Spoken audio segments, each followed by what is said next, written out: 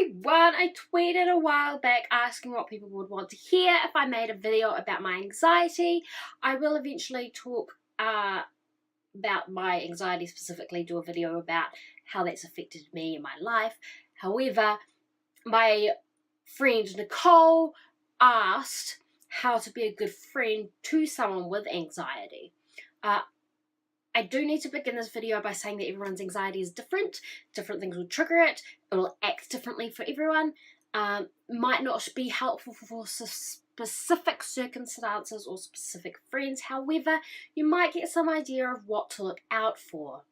Now, anxiety is very complicated.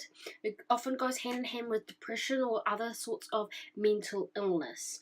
Not always, but often. And the fear that comes with anxiety is irrational and it doesn't make sense. And those with anxiety know that. The number of times I've had my anxiety tell me something that I know isn't true is incredibly frustrating. As an example of that, my anxiety has often tried to tell me that my friends don't really like me, that they only keep inviting me to things out of obligation, and also once I was a bridesmaid for one of my friends and my anxiety was trying to tell me that she didn't really want me. She was just asking me to be a bridesmaid to be nice, which is ridiculous. So one thing is important. If your friend has anxiety, to take a moment to be understanding. People with anxiety or depression or other mental health issues often won't reach out for help or companionship, so you will need to be the one to keep talking to them, to keep inviting them to things, and to not let them go, basically. Often with anxiety, social interaction is exhausting. Everything is terrifying some way. Honestly, before going out with my friends one day, the previous night, I'm up all night going over every conversation I could possibly have, preparing answers to questions that I am particularly anxious about, and often cancelling plans seems like the only thing to do, because you've managed to wind yourself up so much. So that's another thing. If your friend cancels plans with what seems like a weak excuse, be understanding. Tell them it's fine and that you're looking forward to seeing them another time, because it is very hard to go out and be social with people, even people that you love dearly. It's very difficult to do that with anxiety, especially social anxiety, but in general anxiety as well. Something that often comes with anxiety are anxiety and panic attacks. These are awful experiences, and if you are with someone who has one of these attacks, it's good to know what can help. So panic attacks are very physical and take you completely out of the situation at hand.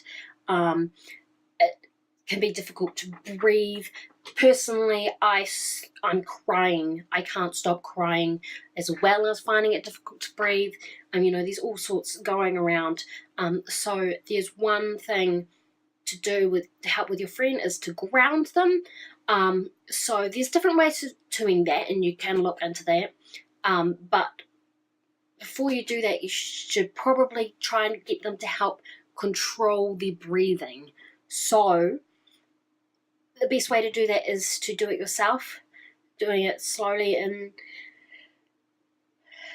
and out with them and getting them to control their breathing, and then grounding them. So they need to know what's around them physically. One way to do that is things that they can see and touch. Other ways are testing all these senses, so what's something they can smell, what's something they can feel, what's something they can see, taste. I can't remember the other sense. Hear. That's it. So, doing that kind of thing to help ground them so that the panic attack can end. But even after a panic attack, you're still feeling quite awful. For me personally, I feel quite nauseous, and I always need cold water as well. It's something, and I don't mean like cold water like room temperature or just out of the tap. I mean like ice cold water, because it's something that you can feel and it brings you back, sort of thing. So either that or something, a hot drink, because those are, like I said, you can feel it. It's an extreme. Again, with nausea, something that can help them with that. I also often need a walk in fresh air. Just get some fresh air into me. It gets me back breathing. However, after a panic attack, because they are very physical things, your body is quite weak, and so you need someone with you to help if needed. But another important thing is, if it happens and there's a lot of people around them, don't overcrowd them. So if they're having a panic attack and there's a lot of people, don't all of a sudden come and huddle around them, because then they feel even more constrained. It's a bit claustrophobic, which is not something that you want. So what you want is one person with them, next to them, helping them through it, and other people kind of away. They can help as well, giving suggestions, but don't be like close, overcrowding them. And also they can feel quite self-conscious about the fact that they're having this panic attack or an anxiety attack. And there's all these people around that can see them. So also try and give them a bit of space as well. Often people with anxiety can become overwhelmed by the world around them, become overstimulated. With anxiety, your brain is working at ridiculous speeds, basically, and so it can be everything all at once is a lot. There was one time I was on a train with my boyfriend and everything was just too much. The lights were too much, the loud drunk people were too much, and I was just kind of going in on myself, and there wasn't much I could do at that point. I was on the train was moving.